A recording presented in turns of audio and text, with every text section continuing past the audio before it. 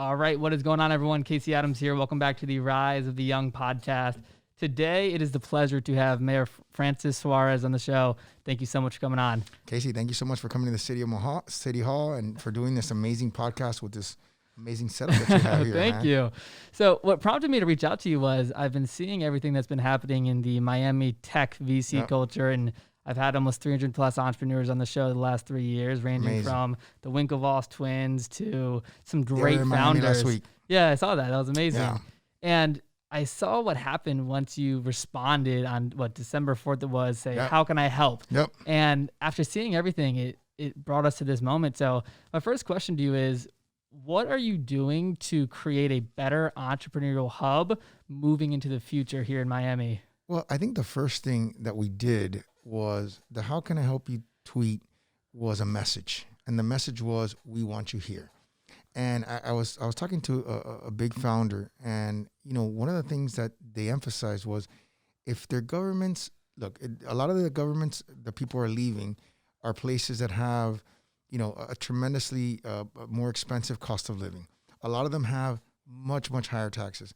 But I think the straw that breaks the camel's back for most people is having a government that doesn't want you there, or it seems like doesn't want you there. And if government officials would have simply said to some of these people that are leaving, hey, we want you to stay. We understand times are rough. We want you to help us with some of these social problems, instead of blaming the social problems on them, I think they would have been able to prevent some of this from happening.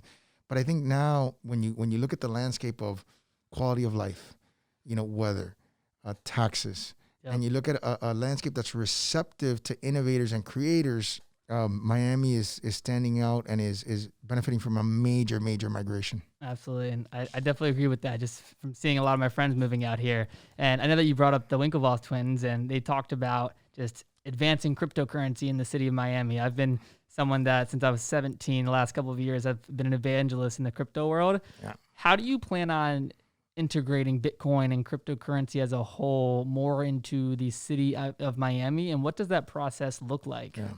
Well, first of all, I feel like an evangelist of crypto myself as a public official. I feel like I'm the only public official in the U.S. that's really talking about crypto and why it's important for cities to integrate and to become crypto forward thinking.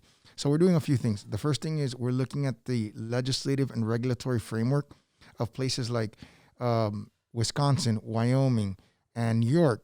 And the first thing is, why should any of those places have more favorable laws than we do? And the answer is, I can't think of any good reason. So we're going to do everything we can to push the state legislature, and we have great partners at the state legislative level to help us have an equal playing field with those other states. I think that will catapult us right to the very top. And then the second thing that we're doing is we're trying to integrate it. Crypto and Bitcoin in particular are on a journey to mainstream. Right, that's what I call it, the journey to mainstream. Absolutely. And I think interacting and working with government is a huge part of the path to mainstream. And so I think for us, accepting Bitcoin or cryptocurrencies to pay for our fees and taxes is something that legitimizes it significantly. And I think the second part is potentially looking at it as an investment tool that we can invest in, since the money supply is limited. And yes, it is a volatile investment and has been, but it's also been an investment that's risen incredibly and astronomically. Absolutely. And part of the reason why is there isn't there's no reasons why the money supply should grow. And as long as the regulatory environment remains stable, there's with the finite supply of Bitcoin, it's the only way that it can go over time is up. Yep. It's absolutely like real estate. Yeah, absolutely. Yeah. What did you learn from sitting down with the Winklevoss twins the other day? Because I know I watched that Cafecito talk and I learned a lot, but what was the biggest takeaway that you had from that conversation? I learned who Satoshi was. Yeah. But I can't say. That's a big deal, guys. It's a big deal. It's a big deal. No, I learned that, and I read their book also, which they signed for me, Bitcoin Billionaire. So I'm really thankful that they came. And what I learned is what I kind of already knew, but they reinforced it, which is they would love to have a presence in Miami. They were in New York simply because New York was willing to help them create the exchange that they created in Gemini that allowed for the transfer of Bitcoin on an exchange basis. So it was a regulatory framework that allowed them to exist. And that's the power of government. The power of government is facilitation, not denial. And I think for me, that was one of the biggest things. We talked about their success. We talked about them potentially moving some of their operations in Gemini or establishing some sort of Latin American presence here in Miami. And I think, I found them to be incredibly brilliant, engaging, and nice guys. I love that. Yeah. When you say like the future looks like people being able to pay taxes with crypto, what would you say are the biggest challenges to make that happen, and how long would that process take, in your opinion?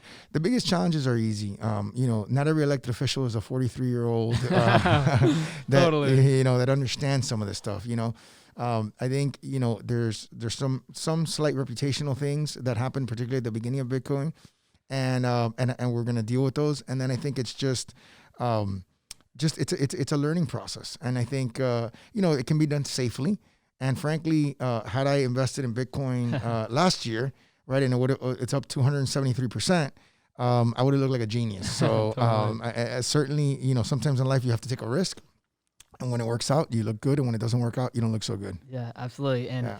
I want to say I'm 20 years old right now, and Yeah. I graduated high school in 2018. I moved right out to Scottsdale, and now I live in California, right Awesome. in Los Angeles. That's and awesome. seeing what you've been doing as an official regarding not only crypto, but just for entrepreneurs, Yeah. it made my head turn and look in this direction. And I think that's not only because you're very bold as an official, but what's your not only advice, but what would you tell the younger community that is looking to move to a new city, whether that's New York, LA, and Miami? Like, what makes Miami different, and what are you most excited about moving forward? Well, the first thing I would tell them is come to Miami. No, because I think what's happening in Miami is something that is special and unique. It's unique because it's a confluence of two mega markets converging in a city. What do I mean by that? You have the private equity and the hedge fund managers and employees from hedge funds and private equity firms coming to Miami, combined with the founders, the angel investors, the VCs, and the engineers coming from Silicon Valley. That's never happened before. The conversion has never happened in a city. And so what's exciting about it is now you're going to see a cross-pollination and capital at levels that we don't see anywhere in the world. So I think Miami has a unique opportunity to mix a tremendous amount of intellectual and financial capital with innovators, and that has a room for explosive growth in the future. Totally. I also want to touch on, from a small business perspective, what are you doing currently to better enhance and support small businesses in Miami? Small businesses have been hit really hard. And, they're the lifeblood of our city. We are a city of entrepreneurs. We were number one in the nation in startups, Yep. According to the Kauffman Foundation. Many people don't know that. One of the things that we've always, I don't want to say struggled, but one of the things that it's always been a challenge is scaling up. A lot of people start small businesses. Sometimes they're family businesses, and they're doing well. And so they're like, we don't need to become a national company or an international company. We have a beautiful home. We have cars. We have boats. We have all the things that we could need. So I think what's different about this moment is it's creating a scalability. And now we're starting to build unicorns, decacorns internally, and of course with external capital. So I think, for small businesses, for me, this is an accelerator moment. This is a moment where you can take your small business, your business that is a Miami-based business, and make it a national business, a statewide business, or a global business. And I think that is one of the most empowering things that I can do as mayor for small businesses in my city. I love that. And I know that you talked about Miami is a global city, and It is. so many people are thinking about different places to move right now because everyone's working from home. Sure. Outside of Miami being a global city, just moving into the future of 2021, what are some of the other top priorities that you have in mind as mayor? And what should people that are considering moving to Miami look forward to? I think there's two things. I think one of them is obviously, if anyone would counterbrand Miami, they would say, oh, Miami's going to be underwater. So a lot of that is based on either just, ill intent, wanting to sort of create some negative brand on Miami, or lack of knowledge. We are spending $200 million in a Miami Forever bond, which is probably the largest bond in the United States, if not the largest, one of the largest, and probably one of the largest in the world, on our climate resiliency infrastructure. In addition to that, people don't know that cities like New York have suffered more damage from hurricanes in the last 10 years than the city of Miami. So Wow. yeah, it's a I did wild not know type. that. It's a wild type. That's not even counting, other, phenomenon that you can't predict, like earthquakes and wildfires and things of that nature. So, we're in a building that was built in the 1940s. The window right behind you, so some of this is on TV, the window right behind you is impact glass. All of our buildings have been upgraded to have impact glass. So we're the most wind resilient city on the planet. And now we're working with a $200 million to become the most water resilient city on the planet. So that's one. The second thing is, I think the biggest challenge for our generation, and there isn't a solution to it because if there was, we would have already implemented it, is income inequality. And so we're focusing a lot on building affordable housing, making sure that we have enough supply of housing so that young people like yourself and others can come to the city, can live in the urban core, can experience what it's like to be in the city and be successful and be close to the action. And so we're doing a variety of things with the private sector, doing public-private partnerships, spending $100 million of affordable housing money that we have through the Miami Forever Bond as well. And our leverage rate right now is about 20 to 1. So for every public dollar we spend, we're getting about $20 of private investment that is leveraging that one public dollar. That is amazing. Yeah. Very, very cool to hear. Yeah. I know that you're a very, very busy man. I don't want to take up too much time, but on social media, I know that I read in a different interview, social media has become something that has been very important. You're in the Twitter DMs with Jack Dorsey and talking to Presidente, and it's this whole new culture that has been swept upon you. It is. How has social media changed for you, and how are you looking at it differently moving to the future? So many different ways. One is it's been an incredible opportunity and venue for me to get my message out. I used to, and I only been mayor for 3 years, so I used to be very focused on Instagram. I loved Instagram. Yep. And when I got COVID and I was thrust into the national spotlight, I was the first elected official in the country, one of the first ones to get COVID. My Instagram went through the roof. I did 200 national interviews in a very short period of time. Wow.